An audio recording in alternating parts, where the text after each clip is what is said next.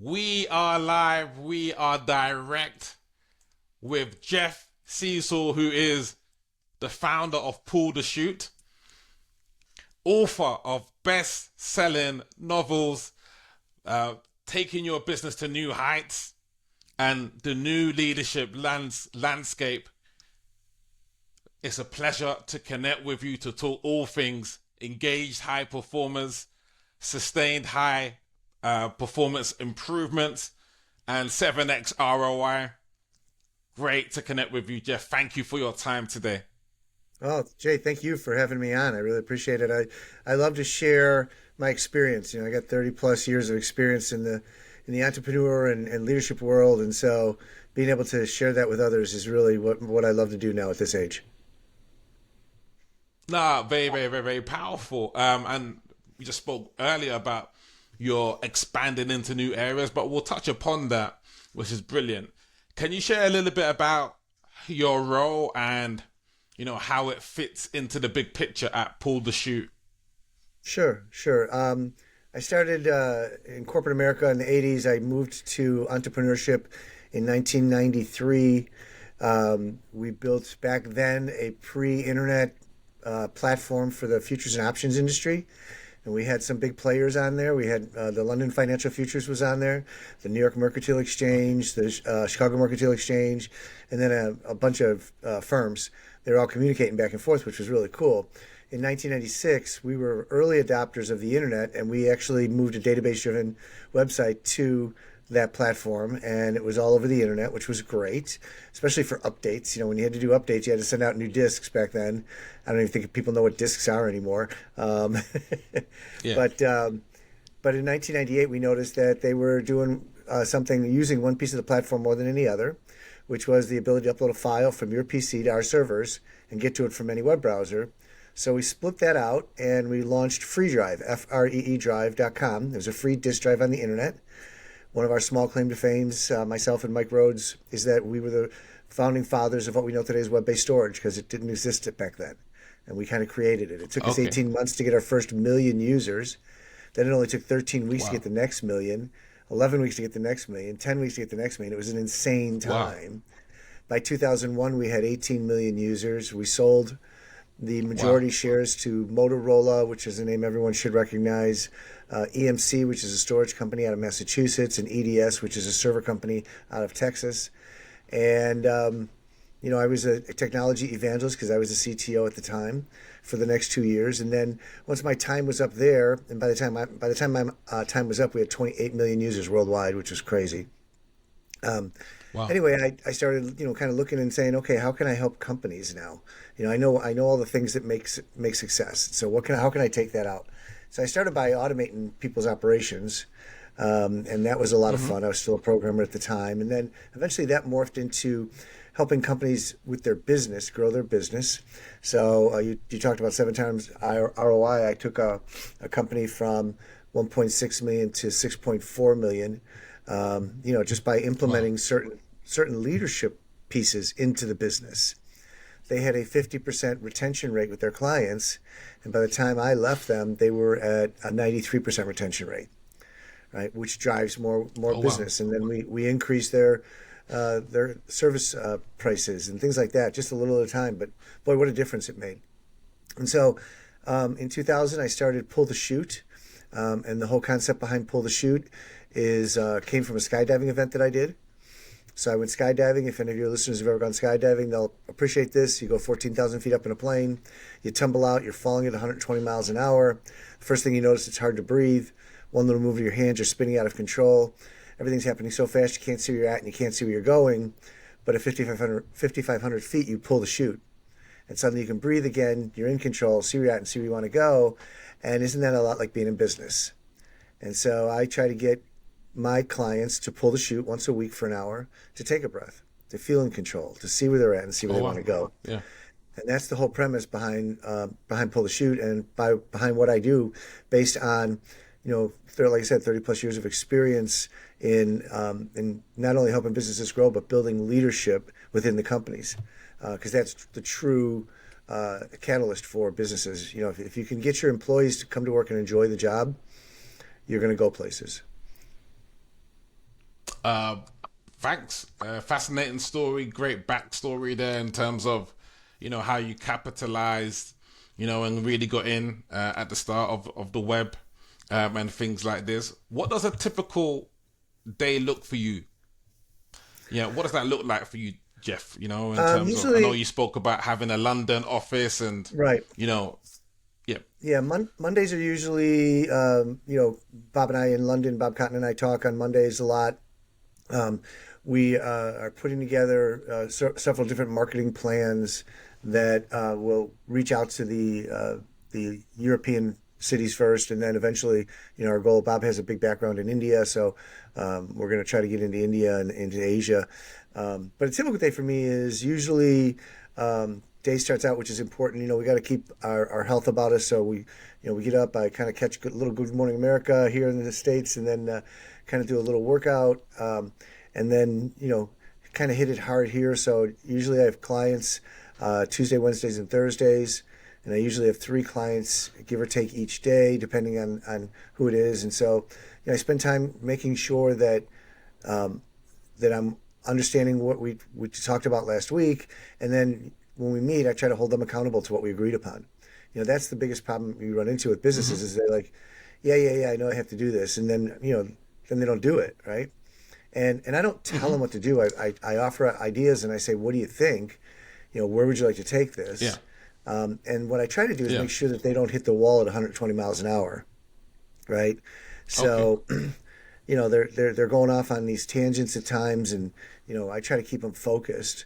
I had one client that was a doctor of all things, and we would agree on Yeah. something, and then 2 weeks later he would totally shift gears, and I'm like, "Whoa, what are you doing?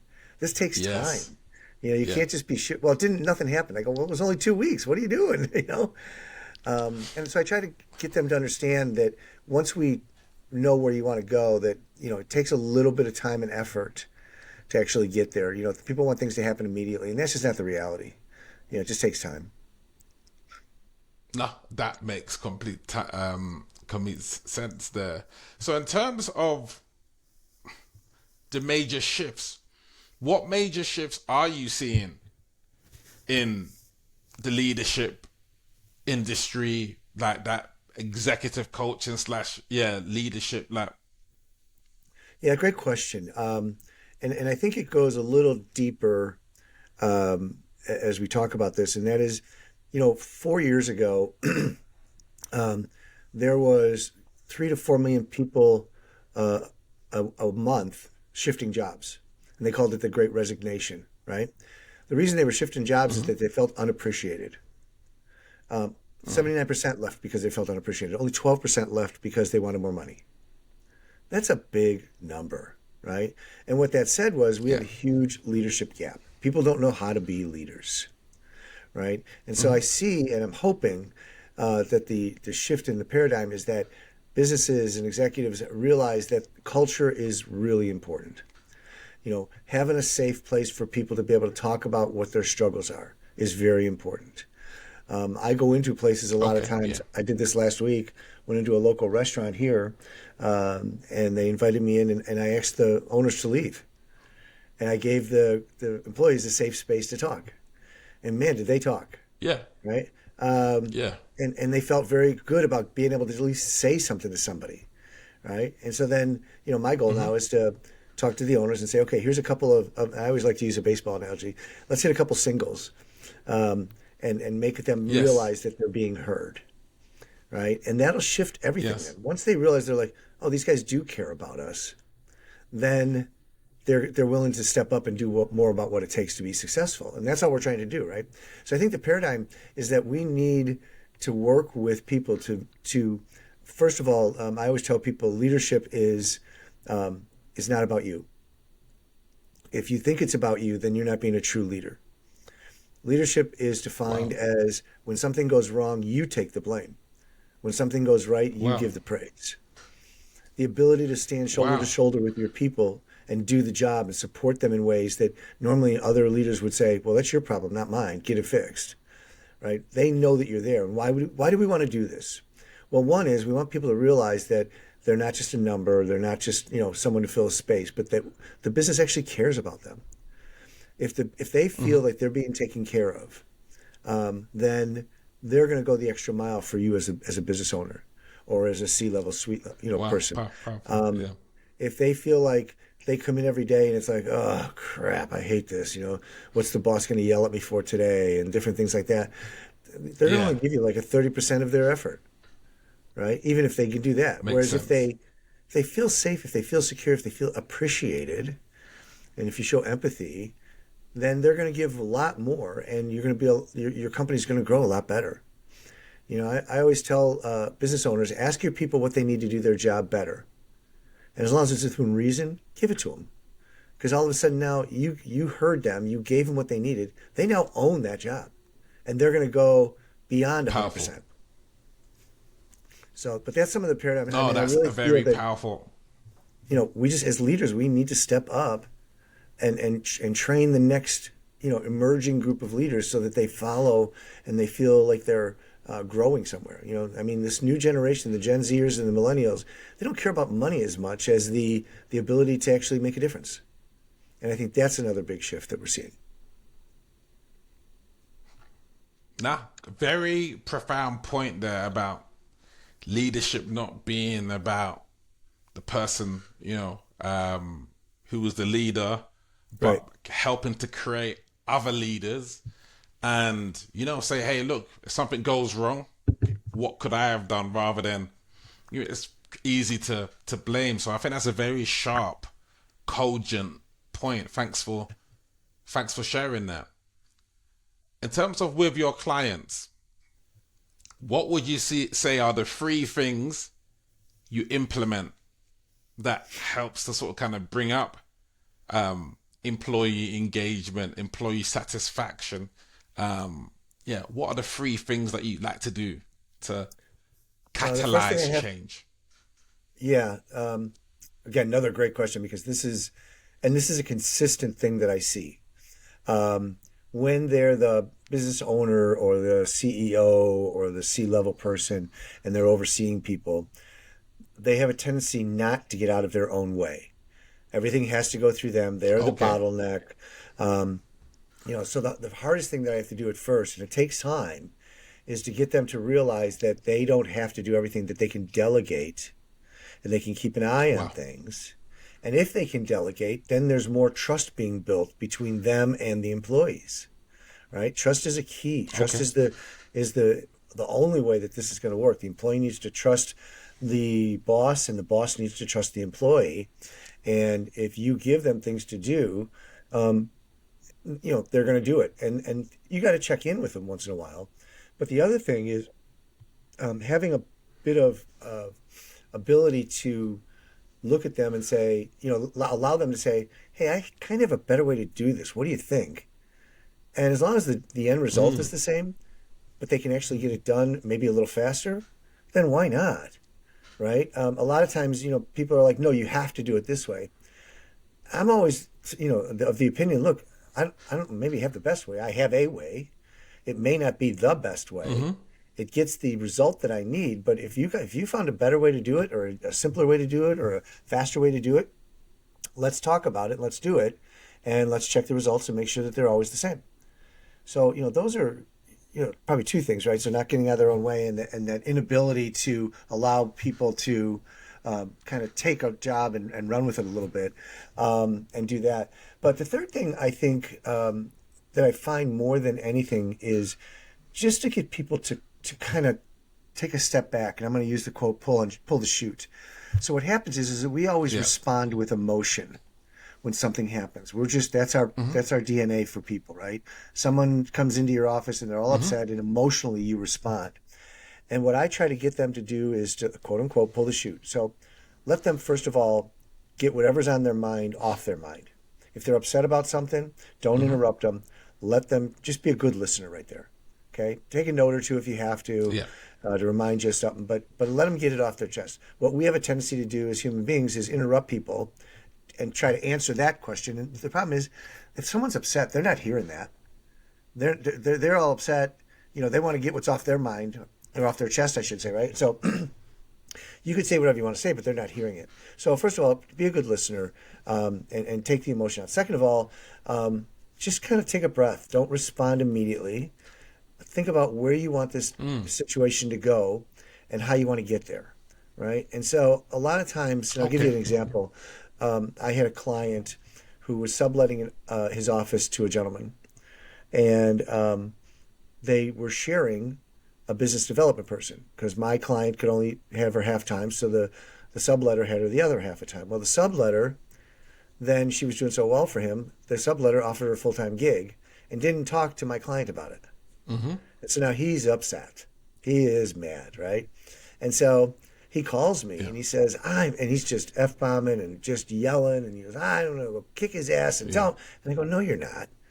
And so I've had him take a pause, right? And I said, okay, ultimately, what do you want to get out of this? He said, I want him out of my office.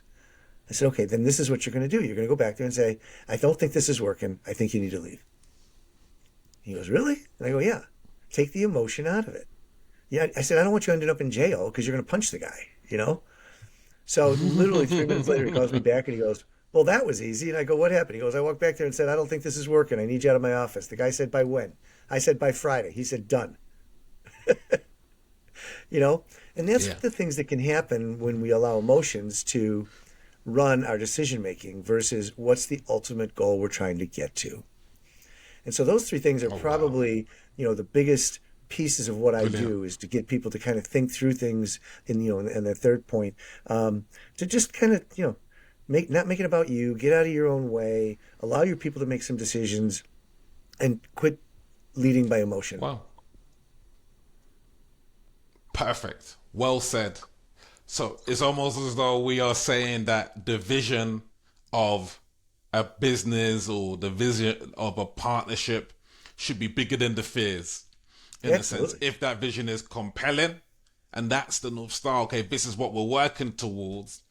If we need to have conversations, if we need to find new ways of doing things, as long as it points towards the vision. Absolutely. Absolutely. And I mean, a Wonderful. lot of times what people do is they have a tendency to flip flop too much. This isn't working, that's not working because they're not being patient. I always tell people, don't force issues. And I learned this the hard way back in my day. If something wasn't done when I wanted it done, I'd force it to get done. And then I'm telling you, 95% of the time, it didn't work out. Whereas if I would just have been patient for a day or Oh, wow. two, it would work out much better. So, it's so important to do that. No, very well said there. Question. I mean, everyone's talking AI and all of these sorts of things. How do you see AI affecting businesses in your landscape, and how are you preparing your clients in terms of this shift there? Yeah, great, really good question because I use it in my own business now a lot because it helps me. I take notes. I don't use a note taker in a call because I don't want to just relive the whole conversation. I just want to pick up certain points that really made a difference, that I picked up from the client. So it keeps me focused on everything they're saying. But what I'm using AI for is to analyze all my notes and to show them how far they've come since we started, right? So we do a minimum of a 6 month gig with everybody, but most of my clients last 18 months, 2 years or more. But every 6 months, I do an analysis of all the notes of things that we've talked about and remind them of, what we were trying to do. Because you kind of, it's almost like the frog in the water, right? You just, you put the frog in the cold water and then it boils and they get kind of numb to everything that's going on. It just happened and they're like, how did that happen? Or where did that happen, right? So I remind them of that, which is really, really good. As for clients, the one thing I will say is that, a lot of people try it right now because it's so new and they're trying to figure it out. They're using it more like Google than as an AI thing, right? So they're asking like, how do we do Yes, this? yeah. What I would recommend and I do for my clients is, sign up for one of these GPTs. My AI assistant is Emily. And Emily knows both of my books. She knows all my blogs. We have a podcast. She is categorized all my podcasts. She knows the logic to all of them, the descriptions, all that stuff, right? So now what I do is I'm able to use her to help me do email chains or to help me contact people, to kind of talk about what Pull the Shoot is all about. And it's in my voice, right? Because she knows who I am now. And she'll even say, I'm going to do this based on what I know about Pull the Shoot and in Jeff's voice. And if I tell you, it is right on. And it saves me hours. Right, and that's the key. That if we can, and I'm only touching on the AI stuff, right? I mean, people are programming and doing all kinds of other things, and voice and personalities and all that stuff. But from a business standpoint, it's overwhelming because there's so much to learn for many of my clients, and there's still some of them are trying to figure out how they could utilize it to help them do their jobs, and some are, really diving into it. But, it's the future. It's going to change our world. It's going to change how we do things. And here's the cool part for me. It's going to change how many hours a day I actually have to work and think through things. Now, Wow. I still relook things over and make sure that it's in my voice and how I would say it and adjust it. But, it can do in seconds what it takes me hours to do. Now I have more time to do other things and be more productive and help more people. My whole There we premise are. of Pull the Shoot was to help as many people and companies as possible grow and be the best they can be. If I'm not being bogged down Wow. by all the other things that are going on around me, then I can help more people and more coaches and more companies be the best they can be. No, thank you for sharing that. So it's how these tools can help save us time and like help us not to work harder, but to utilize these tools so we can maybe work Yeah. less and maybe spend more time doing podcasts, writing more books, creating more camps. That makes a lot of And and sense. and What's and working well working on for that. you now, Jeff? I was going to say real quick, and also the work-life balance, right? Spending more time with your family, and that's a big thing for us. We talk about that a lot. So, anyway, what was your question? I apologize. No, yeah, no, that's no worries. Spending more time with family, I do like that point because it's hey, if we don't have to do repetitive, monotonous activities, Right. then it gives us an opportunity to spend that time elsewhere. So that's yeah, thanks for sharing that. What's working well for you now in Pull the Shoot? Like, could be in any dimension. Is it results or the marketing, the podcast? Like, what's really working well? For us, probably two areas. We have a podcast called Pull the Shoot. We just Yeah. dropped about a month ago our 200th episode. We've gotten extremely Wow, well popular. done. We've had some big name CEOs on there, which is really fun. And so what's working for us is that, we talk to people on the podcast and kind of get a feel for, what their struggles are and things of that nature. And then we talk to them after the podcast and tell them a little bit about what we do. And, we've gotten a couple of amazing leads and a couple of clients and from that. So that's working really well. The other thing that's working really well is that we've put a program around my new book, The New Leadership Landscape, Redefining True Leadership. And so what we did is we put a training program around that, leadership development training program. Yep. And so it works really, really well. We've put about 3 companies through the process now, and it's 2 6-month sessions.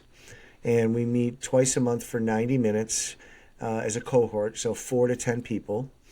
It's a very interactive piece. We can do it on Zoom like this, or we can go in person if it's close.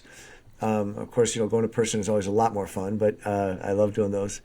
But Yeah, of course. what we're able to do is we're seeing a shift in the paradigm that we were talking about earlier of how people are responding to leadership. There's this stat that says 38% Okay. of all people that are put into a leadership role fail within 18 months because they were never taught how to be a leader. Wow. Right? That's a terrible stat. Wow. It's just awful. So if we can, kind of work with them to be better leaders and how to solve issues. And, the biggest thing I hear from people is this, I'm drawing a blank on the name, but where they don't believe they should be in this role. Why should I be in this role? Right? Okay. It's not imposter syndrome. It's not that, is That's it? it. Or something Imposter else? syndrome. Thank you. I Something couldn't else. remember the word. Yeah. That's one of the Okay. Yeah. biggest issues for leaders, right? It's like, am I really a leader? Right? And so you got to, and it's all about confidence, right? And so what we do is we work through this stuff. And so the fun part is that we teach them, and the first time we meet on a monthly basis, we introduce a topic. And, these are not anything new. People are who they are based on their upbringing, their parents, their friends, previous jobs they've had. All that interaction Yes. has created who they are and their personalities and all that stuff, right? And now what we're trying to do is change the way they think about some of that stuff. Some of it they're doing a great job with, and some of it they're not. And so if we can teach them to believe in themselves, and understand, and here's the other thing about leadership. When I was in leadership, actually coming up through the corporate rankings, leadership was based on experience, and you had to be a expert at something, right? And so if you were an expert, then you knew all the answers. Now leadership is, you don't have to know all the answers. What you need to do from leadership is be able to work with people and say, hey, here's something that we're thinking about doing. Tell me what your ideas are. And then as a leader, you can analyze it. But what that does is it takes away the walls of the blinders. Think about a horse has the blinders, right? What you've done is you've opened that up to other people be able to offer ideas that you never even thought about, right? And you're like, oh, I love that idea. That's great. And then you do some analysis to see what the potential risks are on it and things like that. But you don't have to know all the answers now, right? And so I think that's a huge That is, yeah. piece of what leadership really is about today. And so we need to get to that level with a lot of people. So Wow. Yes. Not having to know all the answers, being the conductor, if you yeah. like, and being able to maybe organize the different factors of production, to work together in harmony. What metric are you most focused on improving over the next 12 months? Oh, wow. Probably the first thing that jumps to mind for me is the communication across the 4 generations. So right now we have 4 generations in the Okay. workforce: Boomers, Gen Xers, Oh, wow. Millennials, and Gen Zers. And then the Alphas are going to be coming up not too far. And over those 4 generations, technology and just the work environment has changed. The cultures have changed so drastically. Millennials, where if you showed up, you got a trophy. Well, that backfired for everyone, because now when they go to work and they show up, they're like, well, I want a raise. I'm here. And it's like, no, that's not how that works, And technology has changed so drastically across all those 4 generations, that, the boomers, which I qualify for, we were used to face-to-face meetings and talking to people face-to-face. Yes. Gen Xers, yeah, but they started getting into cell phones. So, that was a little more. Millennials were less into meeting in person and more into texting. And now the Gen Zers are all about, they don't know how to have face-to-face conversations a lot of times. And they want to know why. So this is the other thing that's big, which I love, by the way. Millennials and Gen Zers, but Gen Zers more, want to know why you want them to do something. And so I call it the why and because. If you tell people why they're doing something, because this is what we're trying to get to, they are more willing to do it. When I was, going through the years of working with people, there were so many times when I'd hear people, and I would probably say it myself, why am I doing this? This is so stupid. Because I didn't know the why and the because, right? But if you give them the why and the because, they're going to be like, oh, all right, I get that, sure. And now they're going to take a little pride in doing it, right? And so you're going to get a better result. People are going to Yes. want to work more. And again, these are little things, Jay, that we need to get built into our cultures. Just a little thing. But the why and the because is huge. And knowing, Gen Zers also want to know their why. Like, who are they? Why are they doing what they're doing? It's the Simon Sinek know your why thing, right? And if they've taken that to heart, where a lot of other people, I coach people, and one of the things that we talk about is, what is your why? And I had one business owner goes, I don't know how to figure out my why. And I said, well, I'll tell you what, I have a worksheet. Let's talk about it. And so he did the worksheet, and he goes, wow, this is my why. All right, I get this, right? And he was the business owner. And it changed his whole Yeah. perspective of how he went about things, because he knew why he was doing it. Yeah. What is that activity? Because I do something called I use the Ikigai to try and find that balance between the heart and abilities and mission. What's the activity that you use with your people to We find actually, we their actually why? took a combination of different ways to figure out your why. Part of it's from Simon Sinek, part of it's from, we developed our own questions because they didn't quite all work. And so we finally came up with a worksheet. It's got about, I want to say 15, maybe 18 questions. But basically we walk you through and ask, about your past and what inspired you, and then we kind of, and it's a process. I mean, it takes days for people to kind of analyze and go through. It's not something you just take 5 minutes and answer, because we really force them to go deep about who they are, how they got to where they're at today, what were things that sculpted who they are, what makes them love what they do, or what's your biggest passion, and we walk them through all that stuff, because they don't, a lot of times we just stay at the surface and we kind of just take a day at a time, which is fine. I don't mind doing that, but take a day at a time where you know why you're doing what you're doing. I want people to wake up every morning and be excited about the day, not to wake up every morning and go, No. another day. Yes, no, that makes sense. Why and because I think is powerful. Now, just fill us in. You mentioned your expansion. You got offices where in London, where else, and how many staff have you got? Like, Sure. fill us in terms of the operation. Yeah, so I'm in the Chicagoland area. We have an office in Nashville, which I lived there for about 7 years, which is why I have an office there. We just moved back to the Chicagoland area because of my 3 daughters and 7 grandkids. So that's been a blast. Oh, wow. Congratulations. Anyway, thank you. We have an office in Nova Scotia, Canada. John Zettler is there, and he's great. That's actually a collaboration. So John has a company called Fairwinds Training, excuse me. So he trains people on leadership, and then I come in and coach them afterwards. So that's a really good thing. Wow. And John and I are working. Our collaboration is called the Executive Coach Network, and the whole idea there is to try to expand the training and the coaching abilities into 2 phases, and it works out great. It's a lot of fun. And then I have an office in London, England, which is where you're from, and Bob Cotton is there. Wonderful guy. Bob and I have been working together for about a year or so. He's kind of a business partner. I consider him a business partner. And we're really trying to expand into Europe because Bob's right there. So we're working in London right now, but we're trying to expand over into Europe. The other thing that we're working, all 3 of us together on, is putting together some weekend workshops for C-level suite people. Oh, wow.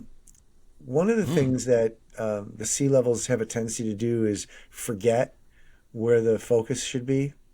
And so we want to do these 3-day, very high-end, because we want them to feel good about who they are, workshops where they come in on a Thursday. We get a half-a-day session Thursday, we get an all-day Friday, all-day Saturday, and then kind of a wrap-up Sunday, and they leave. So, basically 4 days, but it's 3.5 in a sense.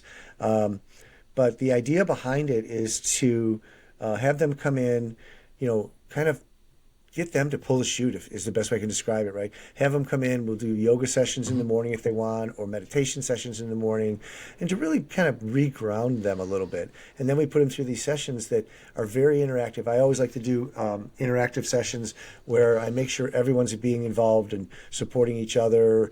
One of the sessions was really fun that I did is I blindfolded, there was about 12 people, and I blindfolded the person, and then I gave him or her a coach, which was someone that was telling them where to go. And then we'd have this little obstacle course in front of them, right? And the other 10 people were continually shouting different directions. And so the idea behind it was you got to stay focused and listen, to the person that you're working with. Because it was like, go left. The other people go, no, go right. No, watch out. Don't step on that board, blah, blah, blah, right? And it really was an interesting exercise because it really showed them how the noise around you can distract you and how it's important to stay focused on what you're trying to do. As you said earlier, your vision, right? What's your vision? Let's stay focused with that. But that's a great little exercise, and it really, they had a blast with it. And then what we would do is we had all these different obstacle things, and sometimes they had to pick up a ball and just drop it into a bucket. But where's the bucket? And did they get it in the bucket? And but then we'd move it every time we put someone new on because you knew where it was. So everyone would kind of move it around so you didn't know exactly where any of the obstacles were. So. But a lot of fun. But those workshops really teach them. We're not trying to teach them how to be better leaders. We're trying to teach them, actually, to be honest, how to be better listeners. And so to listen to Oh, people, wow. Okay. because that's that's ultimately, as the leader, is something you have to do. And we have a tendency to get caught up with all the noise and not really listen to what people are saying, right? And so that's important. You got to listen as a leader. And so I think those workshops are really good, teaching them how to be better listeners. Oh, wow. That is key. No, I remember as a school teacher teaching in high school, I'd write the word learn on the board and I said, hey, why do we learn? Wipe out the L to earn. And how are we going to earn? Wipe out the N. We need to listen and we need to be Yep. able to listen to the right people, people who have got the experience and, you know, move away from the noise as you mentioned. So yeah, Yeah. that's very powerful. Thank you ever so much, Jeff, for connecting today. You know, it's been a privilege to have you on. How can they get in contact with you if they'd like to work with you or maybe sort of kind of get one of your books or yeah, so let them know how they can Excuse me. contact you more in that Sure. regard, Jeff. So pulltheshoot.net, and it's pull the Okay. shoot with a like a parachute, CHUTE.net. You can set up a discovery call there. We can just, we love to kind of figure out where your struggles are and see if there's a way we can help you. The other thing you can do is send me an email, jeff@pulltheshoot.net. Look me up on LinkedIn. The last name is Sesol. So that's a little different. And I think ultimately the books, by the way, are all on Amazon. So you can look up my name and you'll find the books. But ultimately, I think just try to reach out through the website and set up a discovery call, and let's just have a conversation. It all starts with a conversation. But we're here to help. We have just a ton of content and people that can really make a difference for your business and maybe for you as well. So thanks for having me on, Jay. I really appreciate it. Wow. Thank you ever so much, Jeff. And, you know, I look forward to digging into more of your materials and, you know, learning more about what you do. So brilliant. Thank you ever so much, Jeff. Mhm. Sure.